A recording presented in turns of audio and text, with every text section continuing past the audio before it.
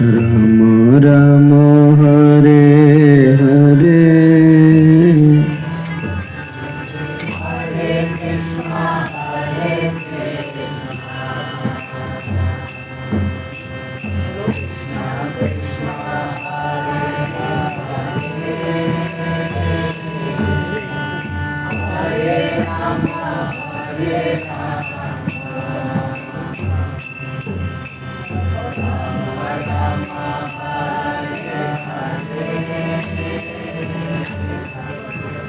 हरे कृष्णा कृष्णा कृष्णा हरे हरे हरे राम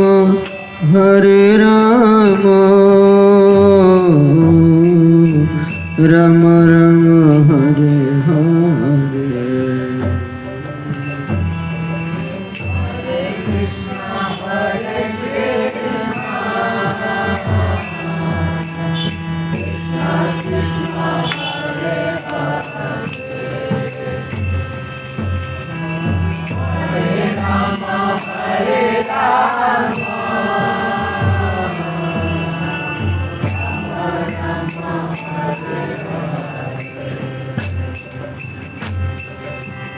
हरे कृष्णा कृष्णा कृष्णा हरे हरे हरे राम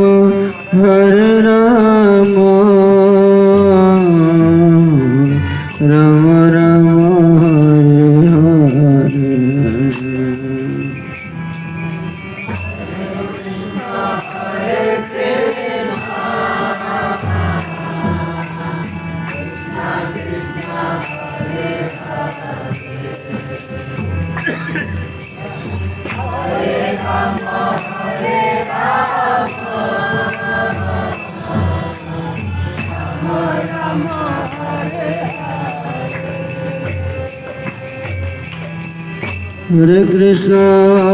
हरे कृष्णा कृष्णा कृष्णा हरे हरे हरे राम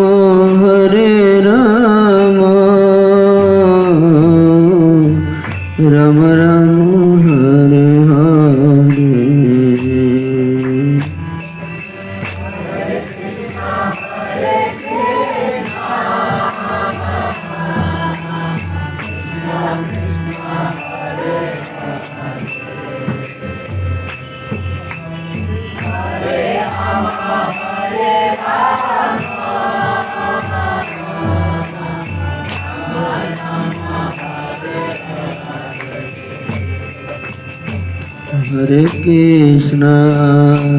हरे कृष्णा कृष्णा कृष्णा हरे हरे हरे राम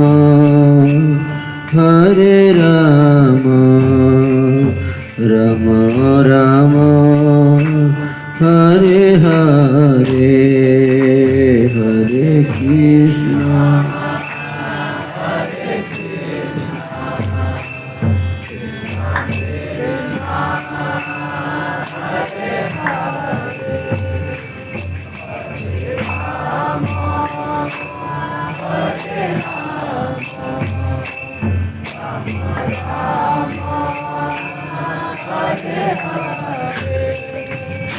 हरे कृष्णा हरे Krishna Krishna Krishna Hare Hare Hare Ram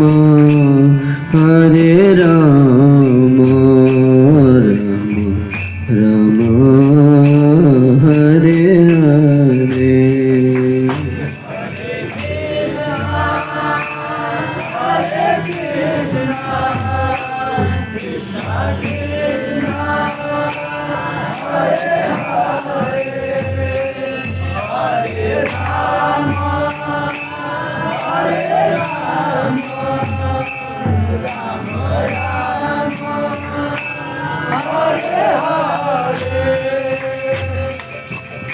Hare Krishna, Hare Krishna, Krishna Krishna, Hare Hare,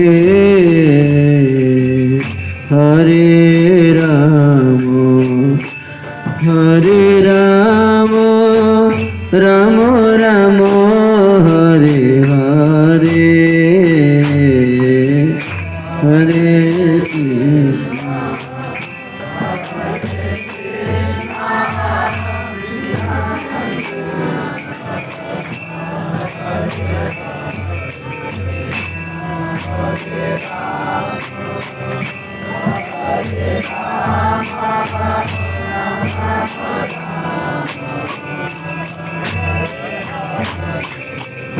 Hare Krishna, Hare Krishna, Krishna Krishna, Hare Hare,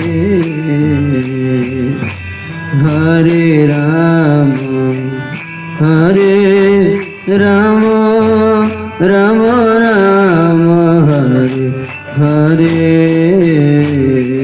Hare Krishna.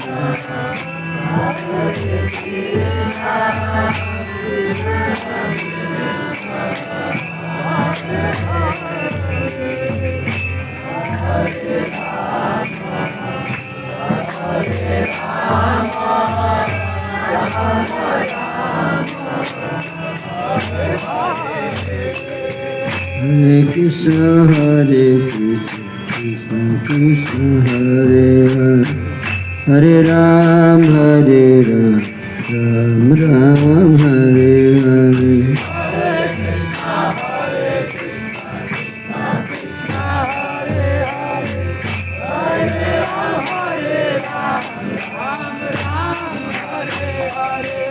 Hare Krishna, Hare Krishna, Krishna Krishna, Hare Hare, Hare Ram, Hare Ram, Ram Ram, Hare Hare.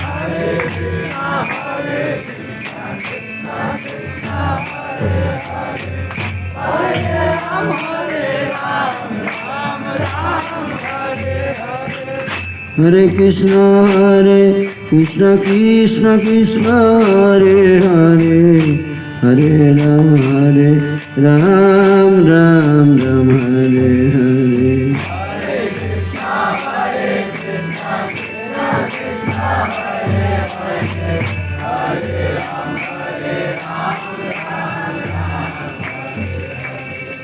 Hare Krishna, Hare Krishna, Krishna Krishna, Hare Hare, Hare Ram,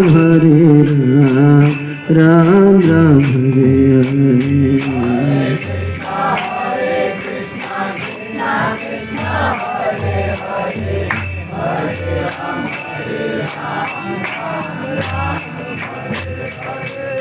Hare Krishna, Hare Krishna, Krishna Krishna, Hare Ram, Hare Hare.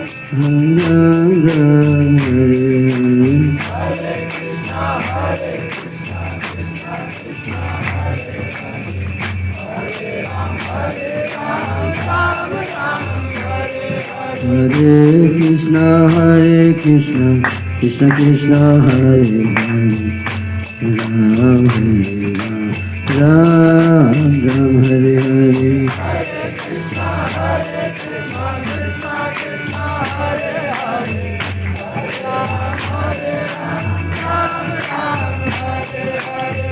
Hare Krishna, Hare Krishna, Krishna Krishna, Hare Hare, Hare Ram, Ram Ram, Hare Hare.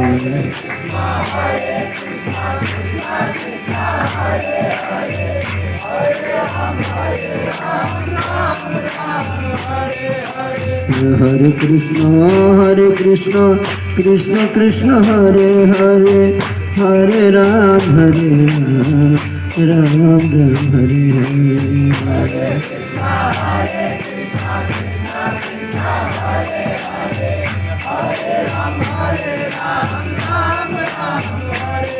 Hare Krishna Krishna Hare Hare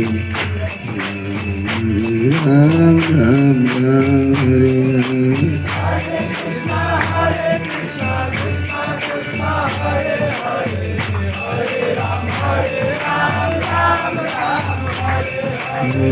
Hare Krishna Krishna Krishna Hare Hare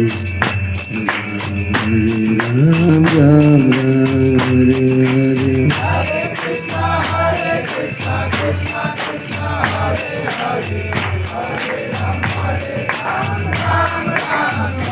Jaya Prabhupada Prabhupada Prabhupada Jaya Prabhupada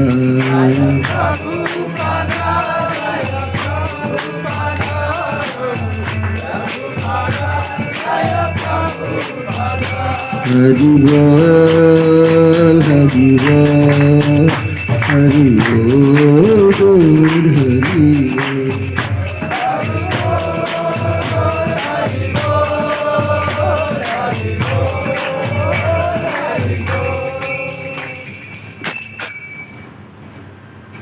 जय श्री श्री राधे श्याम की जय, श्री श्री कृष्ण बलराम की जय, श्री श्री गौर निताई की जय, जगत गुरु श्री प्रभुपाद की जय, अनंत कोटि वैष्णववृंद की जय, समवेत भक्त वृंद की जय, गौर प्रेमानंदे हरि हरि बोल।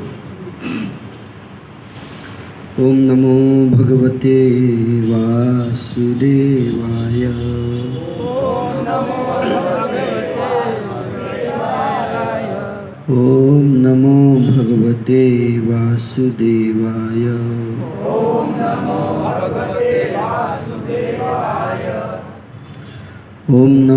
भगवते वासुदेवाय। ओम नमो भगवते वासुदेवाय। ओम अज्ञानतिमिरान्धस्य ज्ञानाञ्जनशलाकया चक्षुरुन्मीलितं येन तस्मै श्री गुरवे नमः। नमः ओम विष्णुपदाय कृष्णपृष्ठाय भूतले श्रीमते भक्तिवेदांत स्वामिनिति नामिने।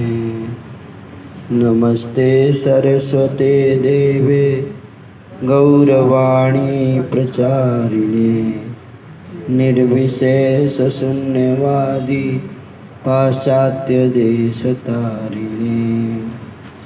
जय श्री कृष्ण चैतन्य प्रभु नित्यानंद श्री अद्वैत गदाधर श्रीवासादि गौर भक्तवृंद।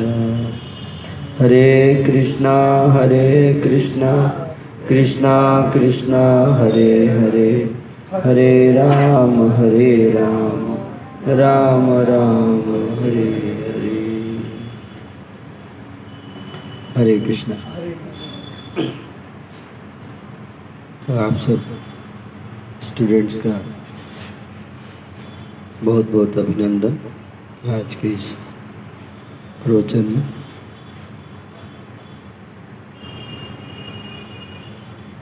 तो आप में से अधिकतर लोग यंग हैं और इसलिए ये युवा अवस्था में जो चैलेंजेज हैं, किस प्रकार की समस्याएं आज के युवा समाज युवा वर्ग फेस कर रहा है, उसको हमें जानना चाहिए, है ना। मेरा गला थोड़ा बैठा हुआ है तो इसलिए मैं क्षमा चाहता हूँ आप सबसे। तो आज का युवा वर्ग जो है नाना प्रकार की समस्याओं से जूझ रहा है। उसमें सबसे बड़ी समस्या है एक तो अनएम्प्लॉयमेंट और दूसरी है कि अनएम्प्लॉयमेंट के कारण स्ट्रेस, बहुत एंजाइटी, भविष्य को लेकर बहुत चिंता रहती है ना। तो पता नहीं आगे क्या होगा। मैं भी बिहार से ही हूँ, आप सब जानते हैं। मैं समझ सकता हूँ बिहार के स्टूडेंट्स की मानसिकता को, है ना। एक ऐसा स्टेट जहाँ पे नौकरी के बहुत सारी व्यवस्थाएं नहीं है, कुछ अपॉर्चुनिटीज हैं, उसी में ट्राई करना पड़ता है। बहुत सारे ऐसे जगह पे मैंने देखा है कि जैसे मैं गुजरात जाता हूँ, वहाँ पे यूथ को इतना एंजाइटी नहीं रहता है करियर को लेके, लेकिन बिहार में बहुत चिंताएं रहती हैं, है ना। कुछ मौके हैं, अगर वहाँ नहीं हुआ सिलेक्शन तो इसके कारण, है ना, युवक जो है वो बहुत चिंतित रहते हैं।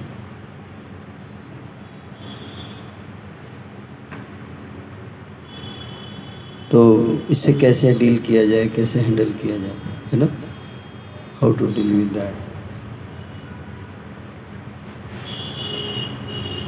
तो भगवान की शरण लो, है ना, वैदिक शास्त्र ही कहते हैं। क्योंकि आज के समय में ज़्यादातर लोग नास्तिक हैं, वो भगवान की शक्ति में विश्वास नहीं करते। वो सोचते हैं कि भगवान थोड़े ना हमको नौकरी देंगे, भगवान थोड़े ना हमको रोटी देंगे, है ना। लोग सोचते हैं मोदी जी हमको नौकरी देंगे, मोदी जी हमको रोटी देंगे। नहीं, बहुत गलत समझ है ये। अब देखो, मोदी जी कुछ नहीं कर सकते, वो असहाय हैं। केवल मोदी ही नहीं, सारे नेता असहाय, उनके हाथ में कुछ नहीं, वो केवल पब्लिक को उल्लू बना सकते हैं, बस। अब देखो, मोदी जी शासन में आए और 2019 में, और तब से 3 साल कोरोना में ही लगे रहे हो, लेकिन विकास तो कुछ हुआ नहीं कोरोना पीरियड में। और क्या हो गया, उल्टे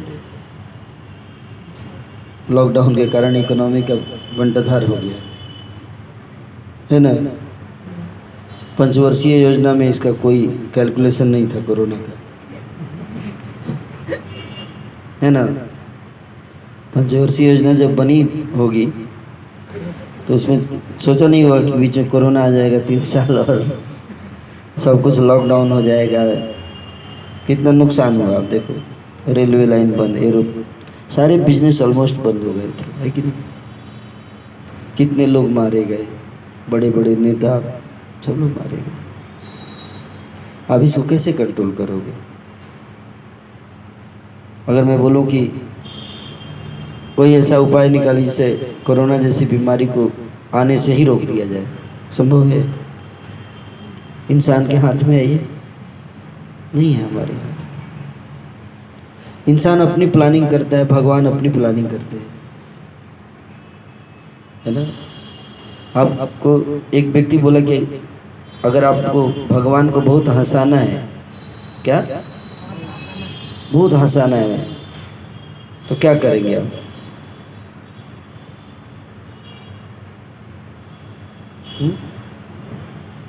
प्लानिंग कीजिए।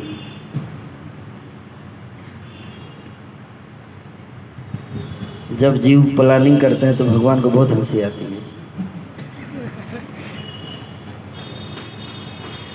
है ना। क्यों? क्योंकि भगवान जानते हैं कि ये उल्लू, इसका प्लानिंग कुछ होने वाला नहीं है, कार्य चलने होगा वही जो मैं चाहूँगा। भगवान वही जो राम रचि राखा, तुलसीदास जी कहते हैं। भगवान ने जो प्लान, रची मतलब प्लान, जो सोच रखा है, प्लान कर रखा है, वही होगा, है ना। आप चाहे कितना भी उछल कूद कीजिए, कितना भी योजना बना लीजिए, भगवान की शरण में जाएगी जब मानवता जब भगवान की शरण लेती है, तभी जो है मानव समाज का कल्याण संभव है, नहीं तो नहीं होगा। इस बात को समझना चाहिए हमको। दुर्भाग्य के कारण लोग इस बात को समझ नहीं पा रहे हैं, भगवान की शरण में नहीं आ रहे हैं। उल्टे प्रश्न पूछते हैं, क्या हरे कृष्णा करने से खाना मिलेगा? तो आप बताओ खाना कैसे मिलेगा? क्या चावल और गेहूं आप लेबोरेटरी में उगाओगे? कैसे उगाओगे चावल? है खेत में। खेत में कैसे उगाओगे जब बारिश नहीं होगी? जिस साल बारिश नहीं होती, आप जानते हैं, सर्दी में जब बारिश नहीं होना है तब बारिश हो जाती है। आज की समस्या है, किसान इतने सारे आत्महत्या करते हैं, नुकसान में जाती है खेती। क्यों जानते हैं? क्योंकि जब फसल बारिश नहीं होनी चाहिए उसमें बारिश हो जाती है, और जब बारिश की जरूरत होती है बारिश नहीं होती है। आप सोचो, बारिश किसके हाथ में है? कि वैज्ञानिक के हाथ में है? Can scientist control rain? They can not control rain. उनके हाथ में नहीं है। कोरोना किसके हाथ में? भगवान के हाथ में। वैज्ञानिक अपना बहुत, हमको सबसे बड़ी समस्या है, मैं ये नहीं कहता कि विज्ञान गलत है, पर विज्ञान कुछ एरिया में गलत हो जाता है जब वो कहता है कि नहीं, भगवान की शरण में मत जाओ, सब हम देंगे तुमको। कोरोना में विज्ञान क्या हेल्प किया? कुछ नहीं कर पाए। अगर देखा जाए तो 3 साल तक लोग मरते ही रहे, बाद में 3 साल लगा टीका बनाने में, है कि नहीं? जब तक टीका नहीं बनी तब तक क्या हुआ बताइए? तब तक लोग मरते रहे। तो इस प्रकार की आपदाएं आती हैं जहाँ विज्ञान कुछ नहीं कर सकता। विज्ञान के हाथ में लाशें गिनने के अलावा कुछ नहीं रहेगा। अब देखो, आज अर्थक्वेक आ जाए, विज्ञान क्या कर सकता है? आज अगर भूकंप आ जाए, विज्ञान क्या करेगा बताओ? भूकंप के बाद बताता है कि रिक्टर स्केल पे इतना था, है ना? भूकंप से पहले बताता है? भूकंप से पहले बताओ तो कुछ फायदा है, बाद में बता के क्या करेगा? हैं? फिर बताता है इतने करोड़, इतने हजार लोग मारे गए, काउंटिंग करके बताता है। ये विज्ञान ने कहा। विज्ञान असहाय है, भगवान की शक्तियों के आगे विज्ञान असहाय है। इस बात को समझना पड़ेगा मानव समाज को। भगवान की शरण में जाना चाहिए हमको। हम लोग साधु संत, हम प्रार्थना करते हैं लोगों से कि भगवान की भक्ति करो। लोग विश्वास नहीं करते कि भगवान की भक्ति से हमको सुरक्षा मिल सकती है। जो पिछले लगभग 1000 वर्षों से वैज्ञानिक प्रयास कर रहे हैं ना। वैज्ञानिकों ने हमसे प्रॉमिस किया क्या? कि हम पृथ्वी को स्वर्ग बनाएंगे। इसलिए हम क्या कर रहे हैं? रिसर्च कर रहे हैं। यही उद्देश्य था ना कि संसार में कोई कष्ट नहीं रहने देंगे, कोई दुख नहीं रहने देंगे, हर चीज़ का समाधान ढूंढ लेंगे, पृथ्वी को स्वर्ग बना देंगे। ये बोले थे ना, कोई भूखा नहीं रहेगा, है? हम साइंटिफिक एडवांसमेंट के द्वारा ऐसी ऐसी टेक्नोलॉजी बनाएंगे कि हर व्यक्ति को सुखी बना देंगे। कब कब बनाओगे? अगर हम उनसे पूछें कि तुम्हारे साइंस के 500 साल बीत चुके हैं, इंडस्ट्रियल रिवॉल्यूशन हुआ था 16वीं सेंचुरी में, है ना? तब से खाली पुलाव पका रहे हैं कि हम होंगे कामयाब एक दिन। ये गाना कब से गा रहे हैं आप जानते हैं? आप अपने पिताजी से भी पूछिएगा, वो भी बचपन में जाते थे तो यही गाना गाते थे, क्या एक दिन, है ना? दादाजी से भी पूछिएगा हम ही गाते थे, वो भी बोलेगा हम ही गाते थे, हम होंगे कामयाब एक दिन, होगी शांति चारों ओर एक दिन, लेकिन हाथों में हाथ हम चलेंगे साथ साथ एक दिन। वो एक दिन आज तक आया क्यों नहीं? कोई सोच रहा है इस बात पे? वो एक दिन क्यों नहीं आ रहा है? इतने दिन बीत गए, इतने साल बीत गए, वो एक दिन क्यों नहीं आया? कोई इसके कारण बता सकता है? कब आएगा वो दिन?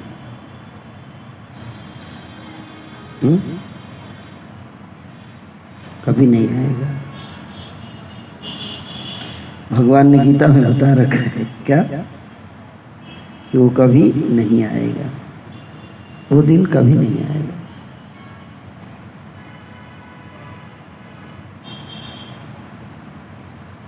कोई बोले आके कि वो दिन कब आएगा कि समुद्र की लहरें शांत हो जाएंगी, बिल्कुल कब आएगा? कभी समुद्र की लहरें शांत होंगी? कभी नहीं होंगी। भगवान गीता में बताते हैं कि ये संसार दुखालय है। क्या है? दुखालय।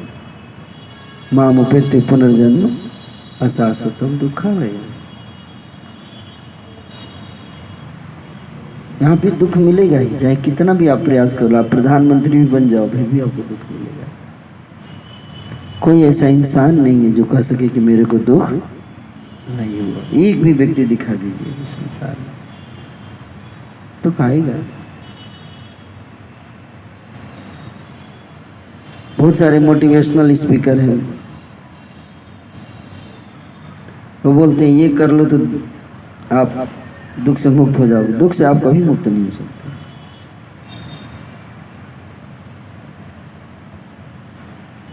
कभी दुख रहेगा ही। भगवान की वाणी झूठी नहीं हो सकती, और हम देख पा रहे हैं।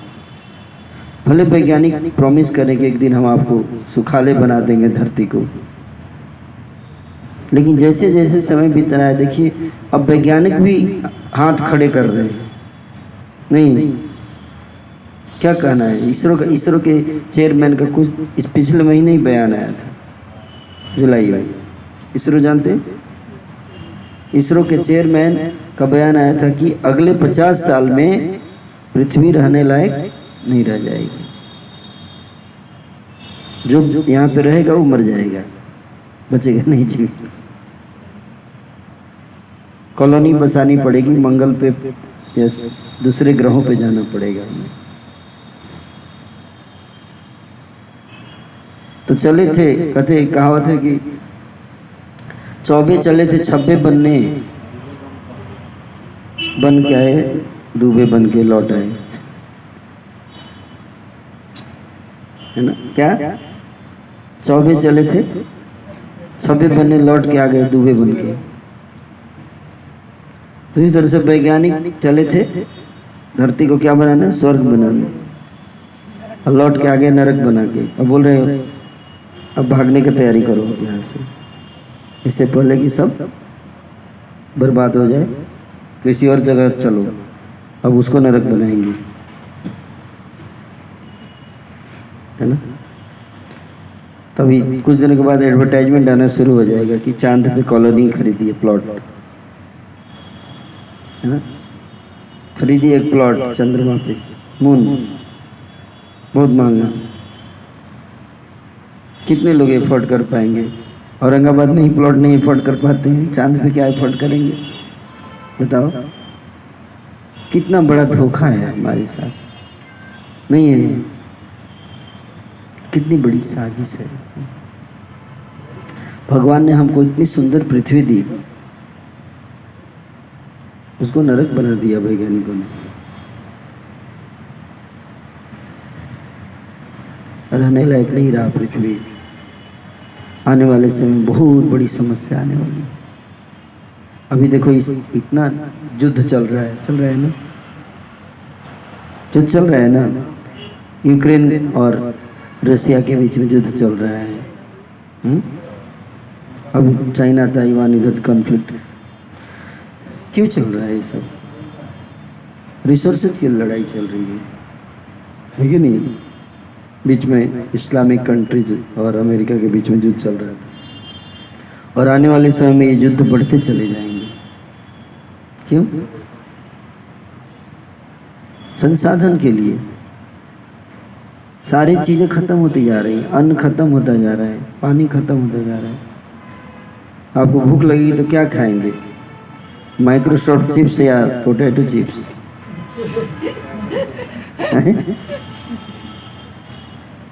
या अंकल चिप्स? भूख लगेगी तो क्या खाएंगे? Microsoft chips? बोलिए।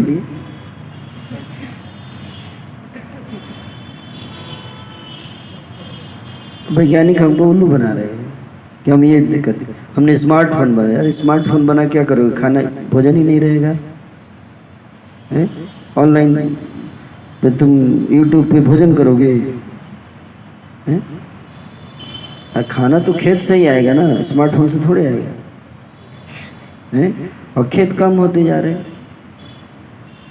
जितने हाईवे बनेंगे, हाईवे एक्सप्रेसवे जो बन रहा है, तो इतनी ज़मीन कहाँ जा रही है? इतनी बड़ी बड़ी बिल्डिंग्स बनेंगी तो ज़मीन खत्म होती जा रही है ना, है कि नहीं? और आधुनिक चकाचौंध में कितने लोग खेती करना चाहते हैं, ये बताइए सबसे पहले। कोई खेती करना चाहता है आजकल? आप में से बोला जाए कि कितने लोग खेती करने के लिए तैयार, कितने लोग तैयार होंगे? सबको खाने के लिए अन्न चाहिए, लेकिन खेती नहीं करना है कि नहीं? तो अन्न कहाँ से आएगा बताइए? अन्न आएगा ऊपर सैटेलाइट से। कहाँ से आएगा? इसलिए भूखमरी आएगी, बड़ी संख्या में समस्या आने वाली है। साधारण जनमानस तो जानता नहीं है।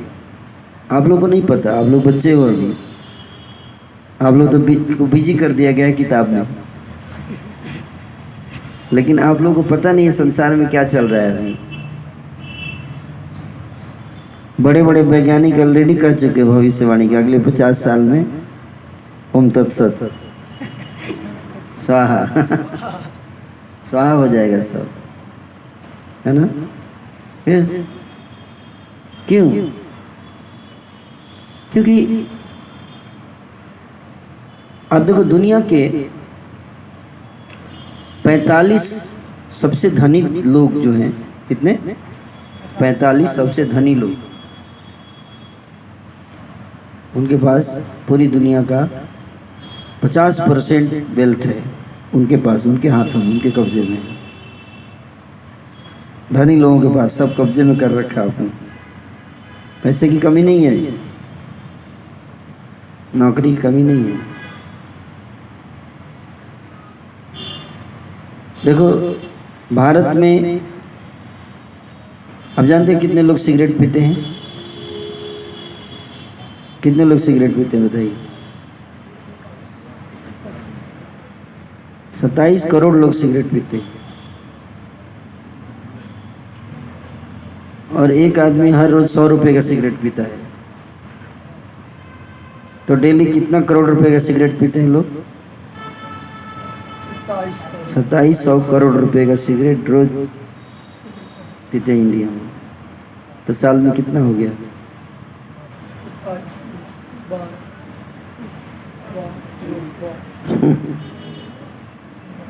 बताइए।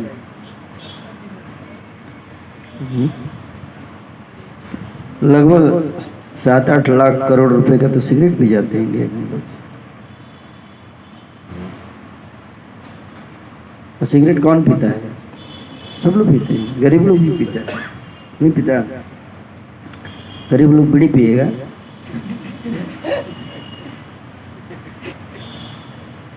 अगर 7-8 लाख करोड़ रुपए ये बच जाए, इसको गरीबों में बांट दिया जाए, तो कोई गरीब रहेगा? ये तो मैंने केवल एक नशा बताया आपको, एक केवल सिगरेट। और भारत में 27 करोड़, पूरे विश्व में 134 करोड़ स्मोकर्स हैं। 134 करोड़ जी,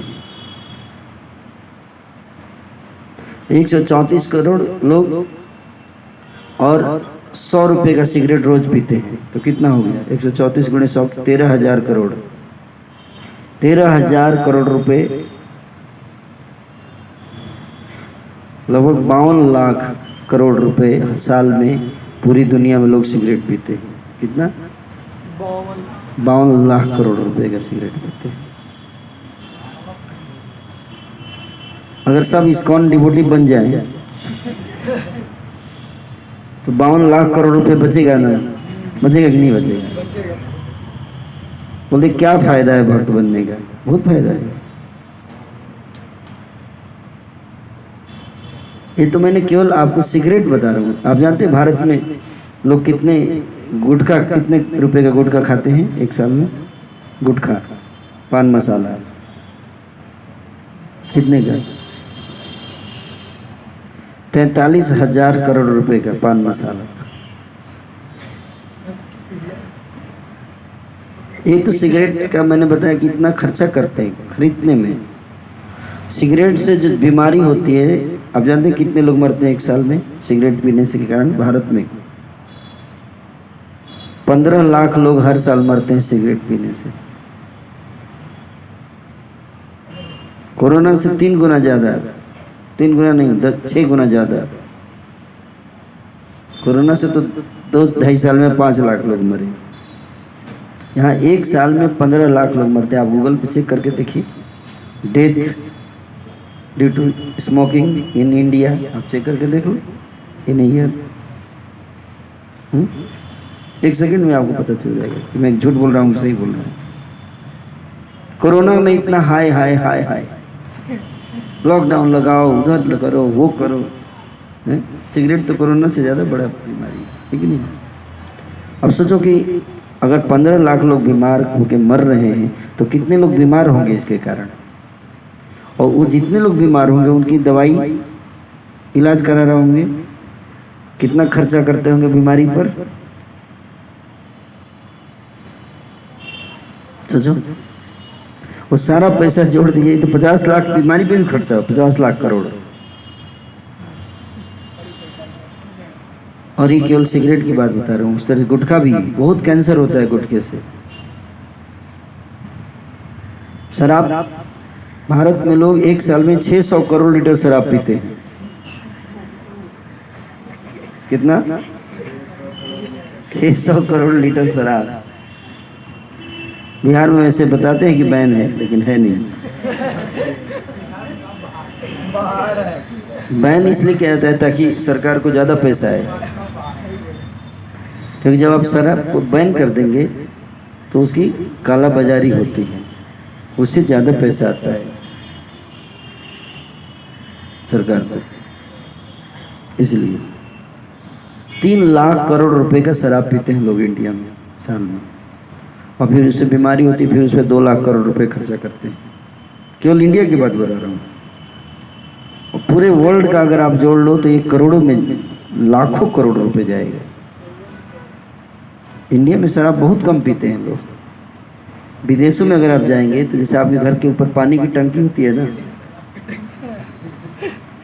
जैसे घर में पानी की टंकी होती है, तो विदेशों में लोग अपने घर के ऊपर शराब की टंकी लगा के रखते हैं। और टैप जैसे रहता है ना, वाश बेसिन में टैप रहता है, घरों में टैप होता है, टैप से टैंकर आके भर के जाता है शराब। बोतल में नहीं बिकता हुआ। हाँ, ऐसे ऐसे खोल के ऐसे शराब पीते हैं लोग। सोचिए कितना पैसा बर्बाद कर रहे हैं लोग, हैं? भारत में हर साल 2000 सिनेमा बनता है। एक सिनेमा का खर्चा कितना होता है आप जानते हैं? 100 करोड़ रुपए कम से कम, एवरेज ले लीजिए तो 2000 सिनेमा का कितना हो गया? 2 लाख करोड़ रुपए हुआ ना। 2 लाख करोड़ रुपए का अगर सिनेमा बन रहा है तो देखने में कितना पैसा लगता होगा? 10 लाख करोड़। 5 गुना तो प्रॉफिट तो लेते हैं। 10 लाख करोड़ रुपए का तो सिनेमा देखते हैं लोग इंडिया में। तो जिस देश में लोग 8 लाख करोड़ रुपए का सिगरेट पीते हैं, 3 लाख करोड़ रुपए के शराब, 10 लाख करोड़ रुपए सिनेमा देखते हैं, उसको गरीब देश बोलेंगे आप? हैं? 43,000 करोड़ का गुटखा खा जाते हैं। वो गरीब देश है? देश गरीब है? नहीं, देश की मानसिकता गरीब है। अगर डिवोटी बन जाए, भगवान के भक्त बनो, देखो कितना इस जस्ट 4 नियम पालन करने से ही आपकी लाइफ में इतना बदलाव आ जाएगा संसार में। केवल 4 नियम। नो मीट ईटिंग, मांस नहीं खाना, नशा नहीं करना, जुआ नहीं खेलना, व्यभिचार नहीं करना। इससे कितनी समस्याएं हल हो जाएंगी संसार की, है कि नहीं? भारत में एक साल में 66 लाख क्राइम होता है। कितना? 66 लाख क्राइम एक साल में। अगर कोई भगवान का भक्त बन जाएगा तो वो क्राइम नहीं करता। आप देखना, 0 क्राइम रेट इस्कॉन में। यस, कोई जेल में नहीं जाता। मैंने आज तक नहीं देखा कोई भक्त जेल चला गया, मैंने नहीं देखा अभी तक। आप जानते हैं भारत पूरे देश में 4,70,000 कैपेसिटी है जेल की। कितनी? 4,70,000 कैदी रह सकते हैं जेल में, इतना जेल है। और आज के समय में जेल में 5,20,000 कैदी हैं। तो केवल सिनेमा हॉल ओवर क्राउडेड नहीं है, जेल भी ओवर क्राउडेड है, हाउसफुल। जेल हाउसफुल भरा हुआ है, कैदी के रखने की जगह नहीं है अंदर। और जेल को चलाने के लिए भारत की सरकार हर साल 7,000 करोड़ रुपए खर्चा करती है जेलों को मेंटेन करने के लिए।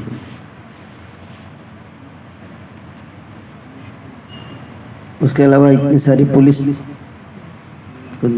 सब स्टेशन, ये सब ऑफ कोर्स पुलिस किसी काम के नहीं है, लेकिन नाम के लिए तो रखना पड़ेगा ना, है कि नहीं? पुलिस हमेशा घटना के बाद आती है रिपोर्ट बनाने के लिए। नहीं, घटना से पहले आप फोन करते रह जाइए, पुलिस नहीं आएगी, है ना? अदालतों में 5 करोड़ केस पेंडिंग में है।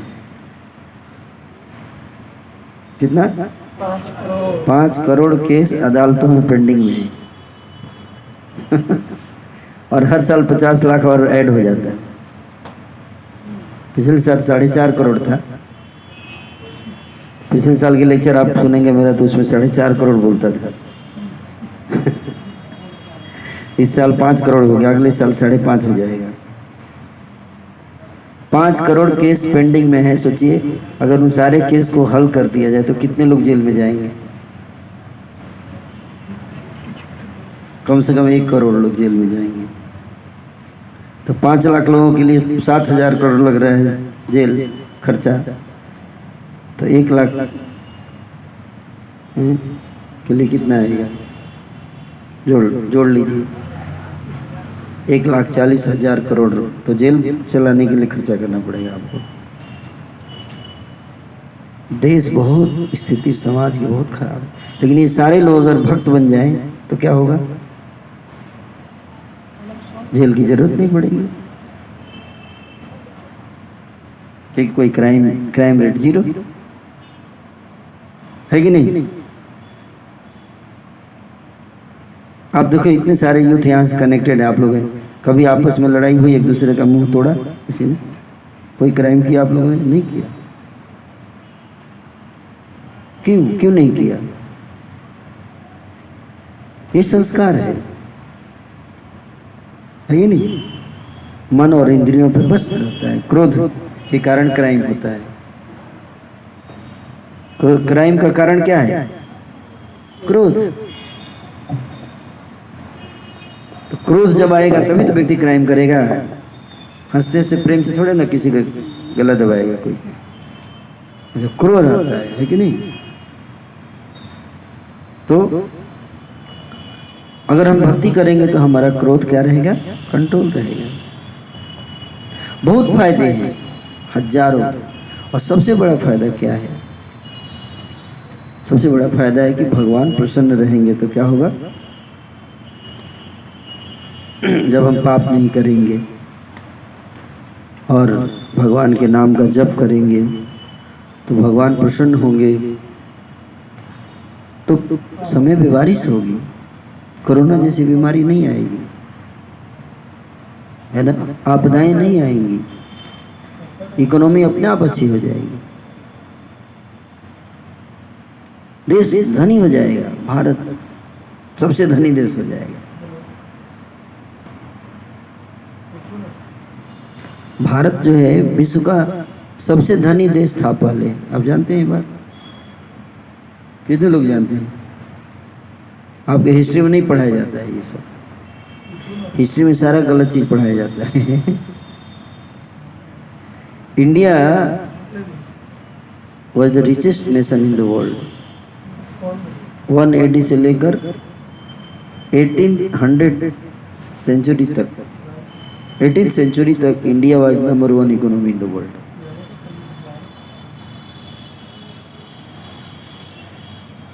वन एटी मतलब जानते हैं? 180 मतलब कितना? आज से कितना साल पहले? 2022 साल पहले। आज से 2022 साल पहले इंडिया जो था वो वर्ल्ड का नंबर 1 इकोनॉमी था। अगर आप रेफरेंस चाहते हैं तो आप पढ़ सकते हैं, किताब है जो ब्रिटेन के एक अर्थशास्त्री ने लिखा है, एंगस मैडिसन नाम है उसका। इंटरनेट पे फ्री में अवेलेबल है, PDF है ना? उस किताब को पढ़िए। उसने पूरे वर्ल्ड का पिछले 2000 साल का इकोनॉमी कैसे, किस देश का कितना इकोनॉमी रहा है, उसको उसने रिसर्च किया है। उस किताब में उसने बताया है कि 180 में, मतलब आज से 2000 वर्ष पहले, इंडिया का GDP था 33%। वर्ल्ड GDP का कितना? 33%। Can you imagine? 33% GDP। अभी कितना है? ये बोल रहे हैं 3, मान लो 3 से 7 के बीच में, जो भी है ना। हम बोलते हैं हम एडवांस कर रहे हैं। सोचो कि क्या स्थिति होगा जब 33% GDP का मतलब पर कैपिटा इनकम हाईएस्ट था पूरे वर्ल्ड में। और बताते हैं कि पॉपुलेशन जो था पूरे वर्ल्ड का नंबर 1 पॉपुलेशन इंडिया में था उस समय। चाइना से ज्यादा पॉपुलेशन इंडिया का था उस समय। जनसंख्या, लोग बोलते जनसंख्या की करंट समस्या। उस समय चाइना से जनसंख्या इंडिया की ज्यादा थी, क्योंकि उस समय अफगानिस्तान, पाकिस्तान, बांग्लादेश, इंडोनेशिया, ये सारे देश इंडिया के पार्ट हुआ करते थे।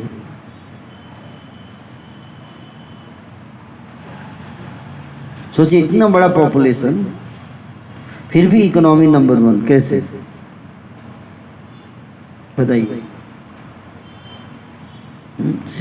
सोने जवाहरात तो ऐसे सोने के प्लेट में खाना खाते थे लोग। सोने और चांदी के प्लेट में खाना खाते थे और कागज के नोट नहीं होते थे पहले, सोने के सिक्कों से व्यापार होता था। आज लोहे के सिक्के से व्यापार होता है कि नहीं? सोने के सिक्कों से, गोल्ड कॉइन्स से व्यापार, बिजनेस होता था। सोचिए कितना गोल्ड कॉइन होगा, इसी से आप अंदाजा लगाओ कि कितना सोना होगा देश में। एक मंदिर में, केरल में एक मंदिर है पद्मनाभ स्वामी मंदिर, आप जानते हैं, सुना है ना? पद्मनाभ स्वामी मंदिर 2013 में सुप्रीम कोर्ट के आदेश से पद्मनाभ स्वामी मंदिर का उसमें 7 तहखाने हैं, उसमें से एक तहखाना खोला गया तो उसमें आप जानते हैं कितना का सोना जवाहरात मिला? कितने का? $5 ट्रिलियन। कितना? 5 अभी भी रखा हुआ है उसमें। हाँ, आप सोचो, $5 trillion economy Modi ji plan कर रहे हैं बनाने का इंडिया को, है ना? एक मंदिर के एक तहखाने में इतने का सोना और जवाहरात मिला है, आप विश्वास नहीं करोगे। और दूसरा तहखाना एक और है जो खोल नहीं पा रही सरकार, एक और तहखाना, उस पे, है ना, सुप्रीम कोर्ट ने प्रयास किया था खोलने का, ऑर्डर दिया था, लेकिन ऑफिसर्स गए खोलने, लेकिन खोल नहीं पाए उस दरवाजे को। बताते हैं कि उसमें इससे भी ज्यादा संपत्ति है उस तहखाने में, और उसको गरुड़ मंत्र से उसको बांध के रखा हुआ है, उस दरवाजे को खोला नहीं जा सकता।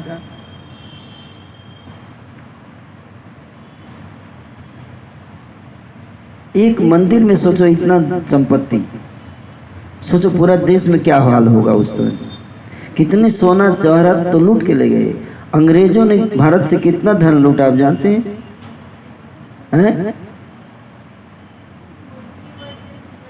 हाँ, $43.3 ट्रिलियन इतना तो लूट के ले गए इंडिया से। सोचिए कितना होगा यहाँ पे। जब अंग्रेज इंडिया में आए थे उस समय इंडिया की जीडीपी थी 18%। 18th सेंचुरी की बात बता रहा हूँ। 18th सेंचुरी में इंडिया की जीडीपी 18% थी, चाइना से ज़्यादा था। और जब अंग्रेज छोड़ के गए 1947 में तो इंडिया का जीडीपी 3% था, 3% पे छोड़ के गए।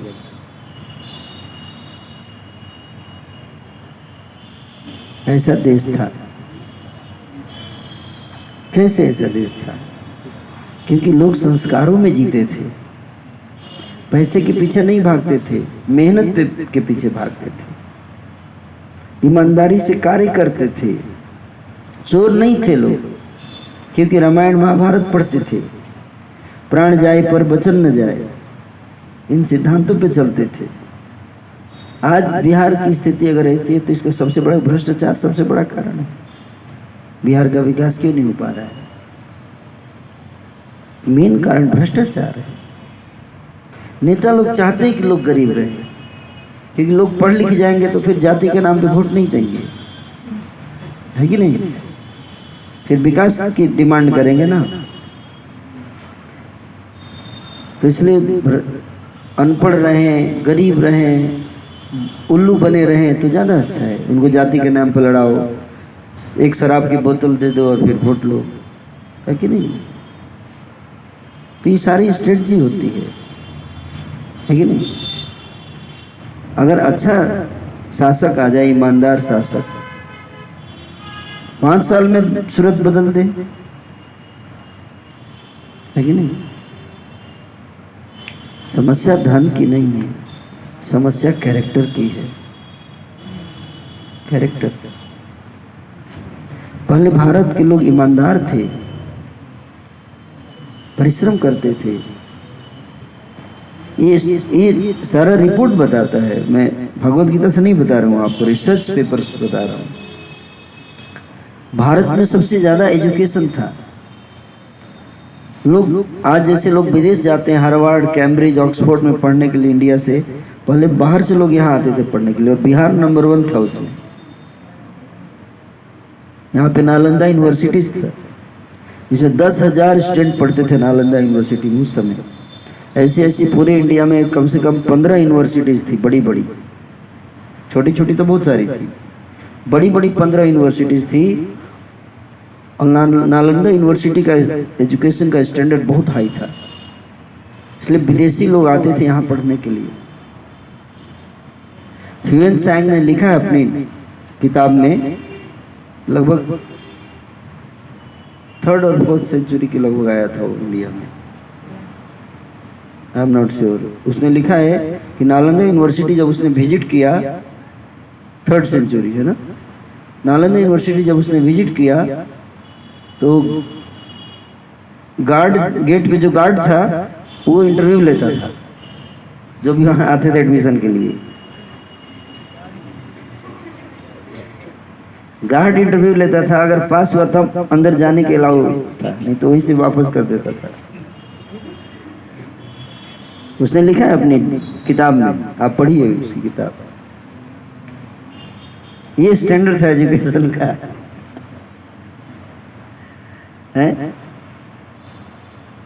मैं एक डायरी, एक किताब है जिसका नाम है द ब्यूटीफुल ट्री, किताब का नाम है, धर्मपाल जी ने लिखा है किताब, आप लोग इंटरनेट पे फ्री में अवेलेबल है, PDF आप पढ़ सकते हैं।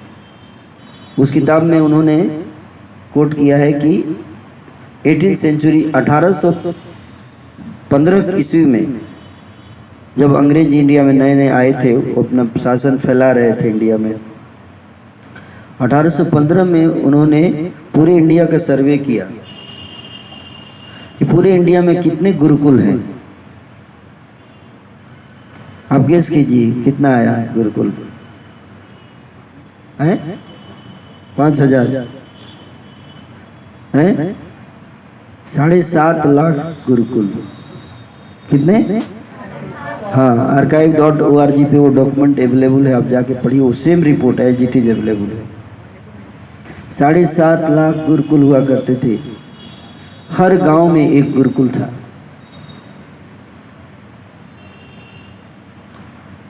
ये रिटन रिकॉर्ड आपको बता रहा हूं। और जो फैलाया गया है कि गर्ल्स को एजुकेशन नहीं दिया जाता था, ये बिल्कुल बोगस है। उस रिपोर्ट में लिखा हुआ है कि गर्ल्स 100% लिटरेसी रेट था इंडिया का, 100%। मतलब हर बच्चा एजुकेशन होता ही था उसका। और ये भी नहीं था कि फॉरवर्ड कास्ट का एजुकेशन होगा और बैकवर्ड कास्ट एजुकेशन नहीं हुआ, ये भी फैला है। उसमें लिखा हर कास्ट को 100% एजुकेशन था उस रिपोर्ट के अनुसार।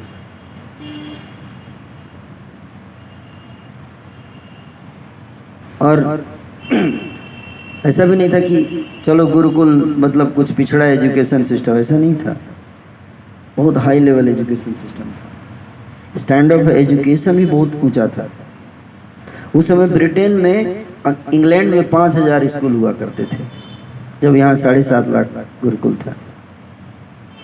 और स्टैंडर्ड ऑफ एजुकेशन जो था वो ऑक्सफोर्ड और कैम्ब्रिज से ज़्यादा हाई था उस समय वहाँ पे। जो उस समय भी ऑक्सफोर्ड कैम्ब्रिज उस समय हुआ करते थे इंग्लैंड में, बेस्ट स्कूल माने जाते थे उस समय के, उनसे ज़्यादा हाई स्टैंडर्ड यहाँ के एजुकेशन सिस्टम का था, गुरुकुल का एजुकेशन।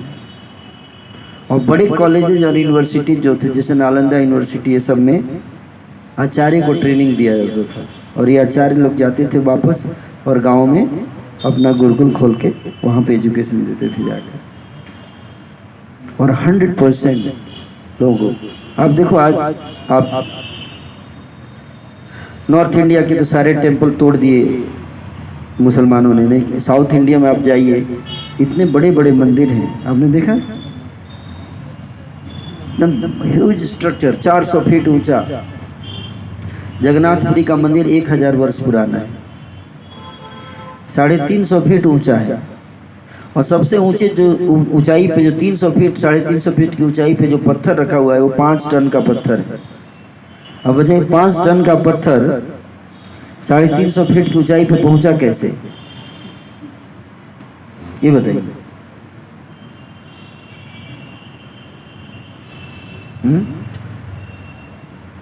बिना टेक्नोलॉजी के पहुंच सकता है? लोग बोलते हैं टेक्नोलॉजी नहीं था इंडिया में। कैसे पहुंचा होगा आप बताइए? 5 टन का पत्थर 350 फीट की ऊंचाई बिना क्रेन के कैसे पहुंचेगा? बहुत हाई लेवल टेक्नोलॉजी था इंडिया में। ये तो मैं छोटा बता रहा हूँ, और भी ऐसे ऐसे मार्वलस। आज से 1000 वर्ष पहले की एक बिल्डिंग है साउथ इंडिया में, एक टेम्पल है जो अर्थक्वेक रेजिस्टेंट टेम्पल है। भूकंप में पूरा मंदिर टिल्ट हो गया लेकिन मंदिर गिरा नहीं। आपको YouTube पे वीडियो मिल जाएगा, आप ट्रेन के टाइप करेंगे earthquake resistant temple in ancient India. सारी टेक्नोलॉजी थी, पता थी पहले लोगों को। 1000 वर्ष पुराना एक मंदिर है, उस पर दिखाया गया है कि एक व्यक्ति जो है वो पैंट शर्ट पहन के साइकिल चला रहा है।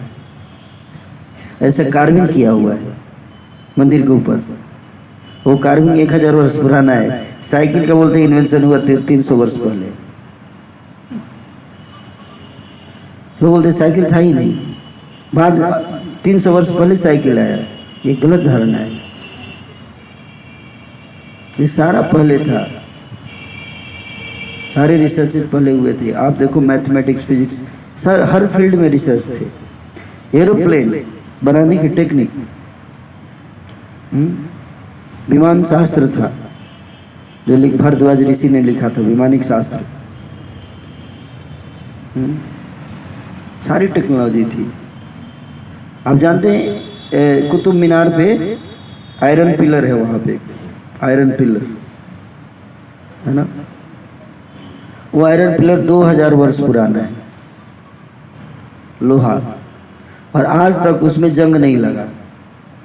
वैज्ञानिक हैरान है उसको देखकर, उसकी क्वालिटी, लोहे की क्वालिटी को देखकर हैरान है कि 2000 वर्ष पहले इतनी हाई क्वालिटी का आयरन बना कैसे, जो 2000 साल से उसमें जंग ही नहीं लगा।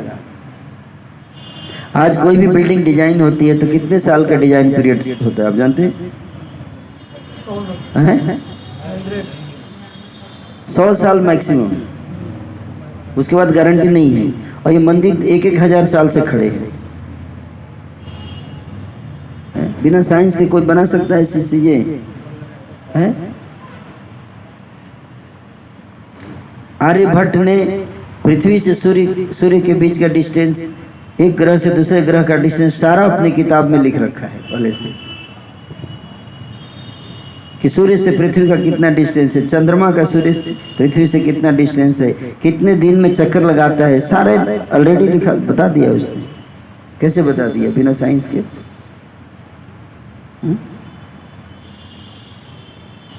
बहुत हाई लेवल साइंस टेक्नोलॉजी थी, लेकिन अंग्रेजों की ये चाल थी।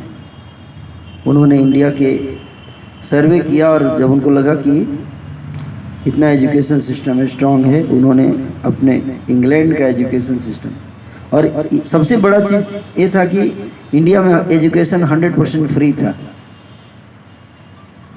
गुरुकुल एजुकेशन सिस्टम 100% फ्री, कोई पैसा नहीं लगता था। हर गांव में गुरुकुल होता था, गांव के लोग मिलके चलाते थे गुरुकुल, और जो आचार्य होते थे वो सैलरी लेते नहीं थे, सैलरी नहीं लेते थे। गांव के लोग जो भिक्षा देते थे उससे उनका चलता था, वो पढ़ाते थे बिना पैसा के। इतना बढ़िया एजुकेशन सिस्टम था।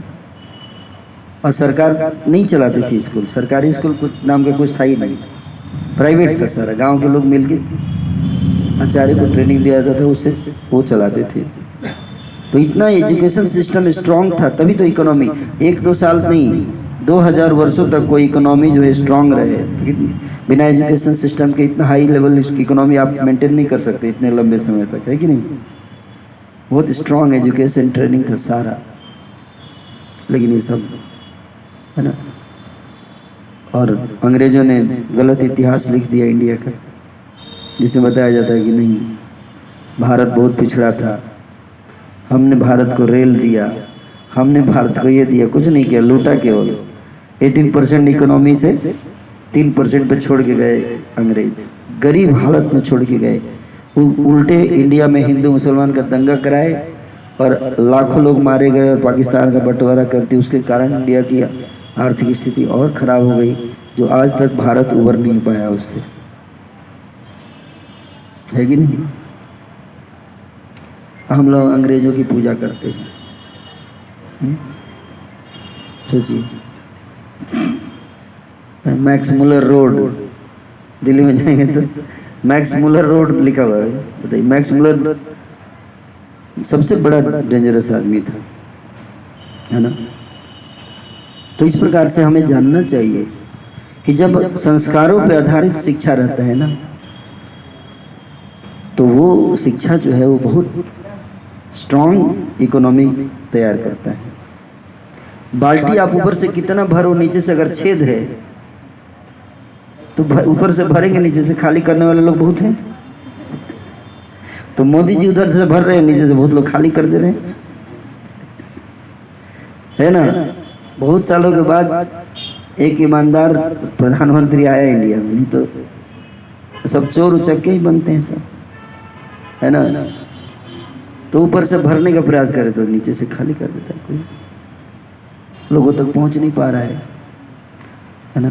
प्रधानमंत्री जी तो पूरा प्रयास कर रहे हैं कि डायरेक्ट अकाउंट में पैसा पहुंचे। ये भी मोदी जी का इनिशिएटिव, नहीं तो पैसा वहां से सैंक्शन होता था और पब्लिक तक पहुंचता नहीं था। इसके लिए बहुत गुस्सा में है लोग कि मोदी को मारना है, हटाना है, बहुत नाराज हैं, क्योंकि उनका सारा भ्रष्ट तंत्र था उसको बंद कर दिया मोदी ने।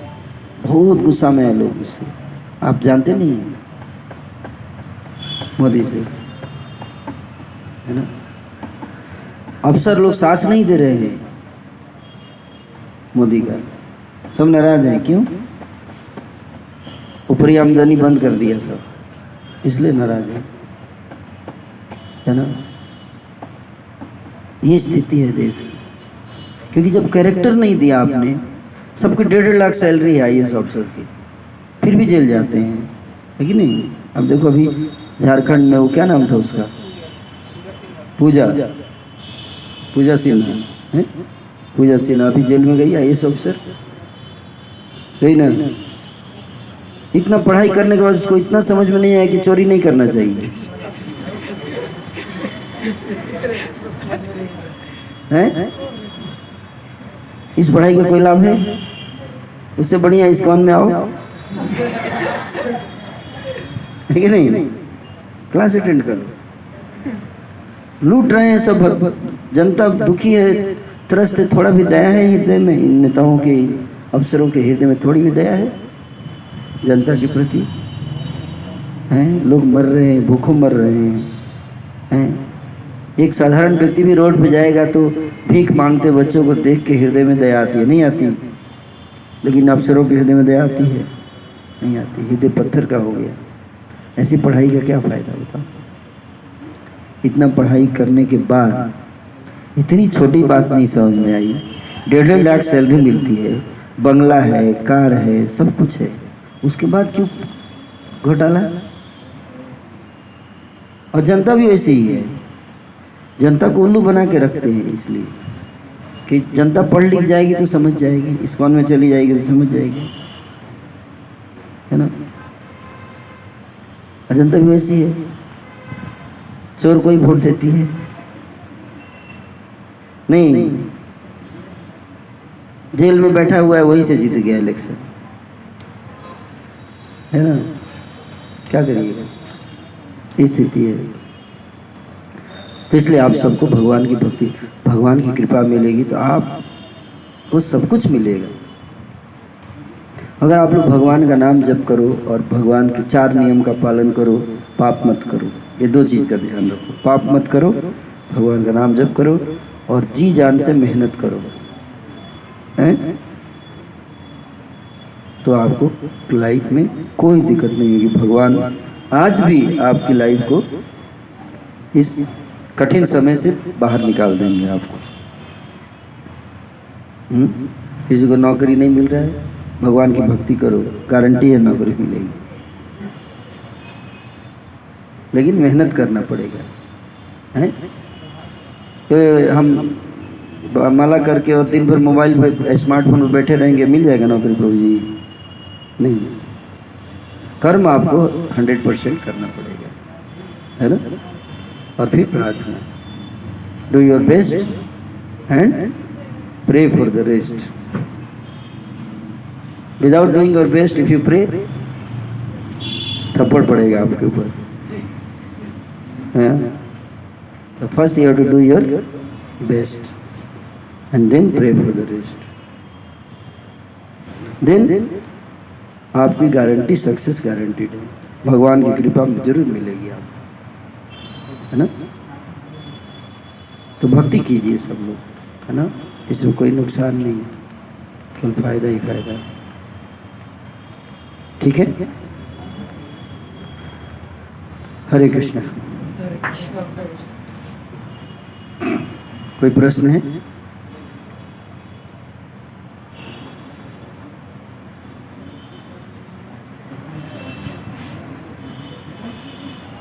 हाँ बोलिए। पहले भी थी सारी टेक्नोलॉजी, लेकिन आज जैसी नहीं थी, धुआं नहीं निकलता था। अब पता नहीं कैसी टेक्नोलॉजी थी, तो कुछ तो था, है ना? हाँ पहले भी टेक्नोलॉजी था, ब्रह्मास्त्र होते थे, हाँ ब्रह्मास्त्र चलाते थे, ब्रह्मास्त्र से ही मारा मेघनाथ को लक्ष्मण ने, ब्रह्मास्त्र से मारा। तो ब्रह्मास्त्र था कि एकदम टारगेट किलिंग होता था, चलाते जिस व्यक्ति को सोच के चलाएंगे उसी को जाके, जैसे यहाँ इतने लोग बैठे हैं ना, तो ब्रह्मास्त्र उसी व्यक्ति को आके मारेगा जिसके लिए चलाएंगे, और बाकी लोग ऐसे ही बैठे रहेंगे चुपचाप, ऐसा किसी को कुछ नहीं होगा, ऐसा ब्रह्मास्त्र था, है ना? इतने सारे अस्त्र शस्त्र थे, मंत्रों के द्वारा सिद्ध किए जाते थे,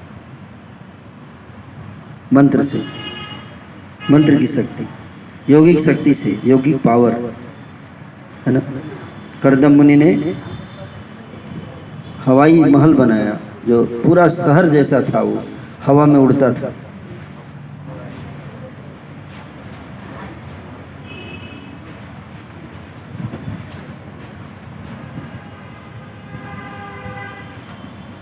हरे कृष्ण, हरे कृष्ण।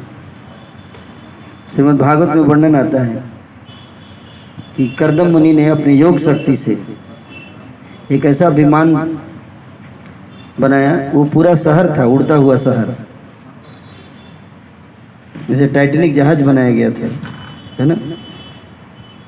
पानी का था, लेकिन अभी तक हवा में उड़ता हुआ टाइटैनिक नहीं बनाया है कि नहीं? विज्ञान ने बनाया, जो हवा में उड़ते हुए पूरा शहर हवा में उड़ रहा है। लेकिन श्रीमद् भागवत में ऐसा वर्णन है कि कर्दम मुनि ने एक ऐसा विमान बनाया जो एक शहर की तरह था, और वो हवा में उड़ता, जहाँ जाना चाहते उनकी इच्छा से उड़ता था वो, है कि नहीं? इसकी परिकल्पना भी आजकल नहीं कर सकते, है कि नहीं? विज्ञान था। तो 3 प्रकार का विज्ञान होता है, मंत्र, यंत्र और तंत्र। मंत्र विज्ञान, तंत्र विज्ञान और यंत्र विज्ञान। तो पहले के युगों में मंत्र विज्ञान होता था, मंत्र और तंत्र, और कलयुग में केवल यंत्र विज्ञान। यंत्र मतलब लोहा लकड़ी से बनाया हुआ, है ना? ये पहले विज्ञान था, बहुत हाई लेवल टेक्नोलॉजी, हर चीज़। आप शास्त्र पढ़ेंगे तो आपको पता चलेगा, आज लोग शास्त्र नहीं पढ़ते, है ना? बिल्डिंग का डिजाइन, आप रामायण पढ़िए, वाल्मीकि जी ने क्या डिजाइन बताया, कैसे रावण के महल का वर्णन किया है, रावण का महल कैसे बना हुआ था, कौन कौन से रत्न लगे हुए थे, कहाँ पर, खंभे का साइज कैसा था, देखने में कैसा लगता था, गेट कैसा था, लंका का, सब कुछ डिटेल में वर्णन किया गया है ना? अयोध्या नगरी का वर्णन है, इतना सुंदर नगरी था, सिटी प्लानिंग सब कुछ था। मोहनजोदड़ो और हड़प्पा की जो खुदाई हुई, उसमें आप देखिए एक शहर था वो जो नष्ट हुआ, आज से 3000 वर्ष पहले, 4,000 वर्ष पहले लगभग, उसमें सड़कें थी, है कि नहीं? और बिल्कुल आज कल जैसे राजमार्ग एकदम वेल प्लान। यहीं पे पटना में आप जाइए, अशोक का जो महल था, सम्राट अशोक का, खंभे आप देखिए कितने मोटे मोटे खंभे थे, है कि नहीं? सब टेक्नोलॉजी, लेकिन कलयुग के प्रभाव से वो नष्ट हो गया। इतने रिसर्च पेपर्स थे, सारे डॉक्यूमेंट्स सब रखे हुए थे, है ना, लेकिन बख्तियार खिलजी ने जला दिया उसको। नालंदा यूनिवर्सिटी में सारे रिसर्च पेपर्स थे, वो सारे 3 दिन तक तो जलता ही रहा यूनिवर्सिटी, है 6 महीने तक। आप सोचो 6 महीने तक यूनिवर्सिटी जलता रहा, कितना उसमें भंडार होगा ज्ञान का। अच्छा हो तो ऑनलाइन रहता तो, है ना, सब क्लाउड में स्टोर होता है। एनीवे, तो हम सबको ये सब सूचना नहीं दिया जाता है। दुख की बात है, ताजमहल को धरोहर बना के रखा गया है। ताजमहल से भी सुंदर सुंदर मंदिर है इंडिया में, ताजमहल कुछ भी नहीं है उसके आगे, लेकिन उसको सरकार का फोकस नहीं है। क्यों? क्योंकि हिंदू विरोधी सरकार है, तो हिंदुओं के चीज़ों को ग्लोरीफाई नहीं करेगा। हिंदू संस्कृति का महिमा का वर्णन नहीं होता है आज इतिहास में, उसको नीचे दिखाया जाता है जानबूझ के। क्यों? क्योंकि जब भारत आज़ाद हुआ तो आप भारत के पहले एजुकेशन मिनिस्टर कौन थे बताइए? हैं? मौलाना अबुल कलाम आजाद, मुसलमान। दूसरे कौन थे? 4 एजुकेशन मिनिस्टर, 20 साल तक मुसलमान एजुकेशन मिनिस्टर रहा।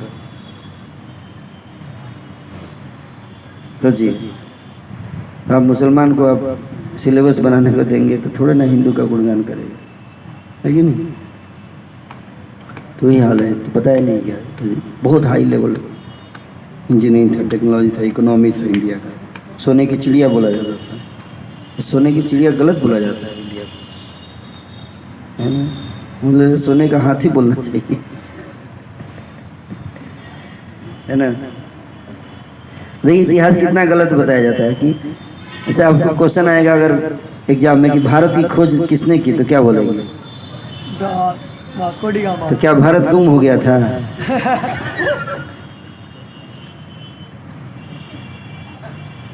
मतलब इसका क्या मतलब मीनिंग क्या है कि मतलब भारत गुम हो गया था, कहीं खो गया था झाड़ी में, तो उसे वास्को डी गामा ने आके खोज के निकाला है?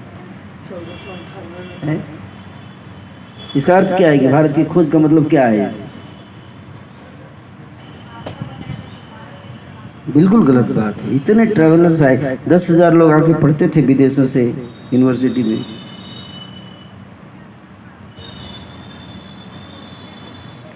ऐसा भी नहीं है।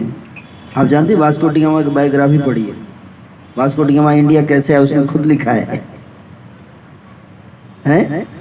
गलती से नहीं आया। वो जो है नाव चलाता था,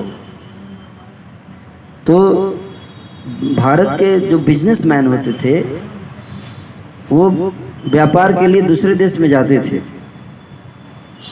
और भारत की जो बिजनेसमैन होते थे, इतने बड़े बड़े बिजनेसमैन थे, उनकी नाव जो होती थी वो बहुत बड़ी होती थी।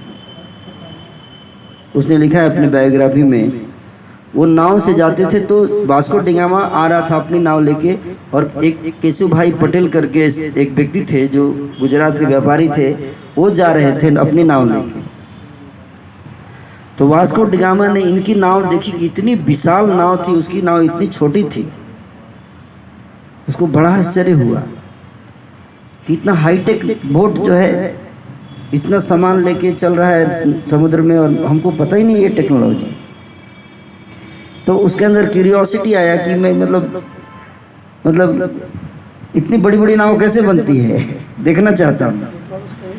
तो उनको रिक्वेस्ट करके उनकी नाव पे बैठ के आया वो Bharat, Vasco D gamma. Reality ये है, इंडिया देखने आया कि इंडिया कैसे इतना महान देश है ना? हम लोग बोलते हैं कि खोज किया है। इतना वैभवशाली देश था इंडिया, तो इतिहास जो है हमको गलत तरीके से प्रेजेंट किया गया। क्यों? क्योंकि अंग्रेज यही चाहते थे। अगर आप अपने दुश्मन को बोलेंगे कि मेरे, अपने पड़ोसी दुश्मन को बोलेंगे मेरे घर का इतिहास लिखो, तो क्या लिखेगा? यही लिखेगा ना कि आपके दादाजी ने हमसे 10 लाख रुपए लिए थे जो आप लोग आज तक नहीं चुका पाए, है ना? यही लिखेगा ना, और क्या लिखेगा? ऐसे थोड़ी लिखेगा कि आप इतने महान थे और ये थे। तो दुश्मनों ने हमारे इतिहास को लिखा है ना? हमने आए क्या बदला जा रहा है। अब मोदी जी प्रयास कर रहे हैं, धीरे धीरे हटाए है ना कुछ। हाँ, धीरे धीरे करेंगे। हाँ, धीरे धीरे चेंज करेंगे ना, एक दिन में करेंगे तो बगावत हो जाएगा।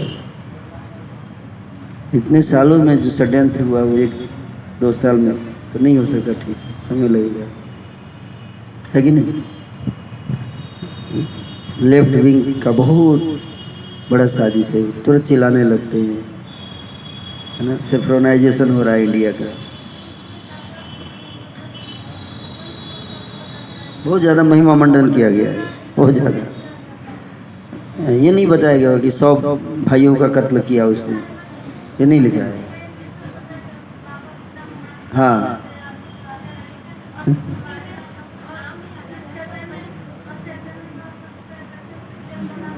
बस छोड़ दिया। हाँ हाँ, गलत बताएगा,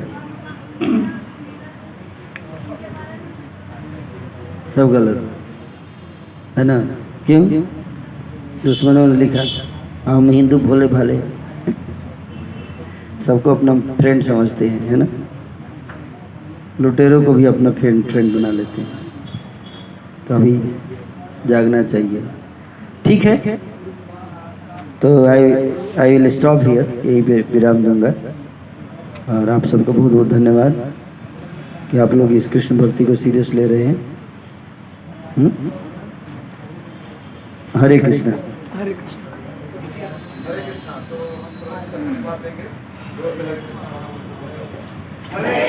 कृष्णा कृष्णा कृष्णा हरे हरे, हरे राम राम राम हरे हरे।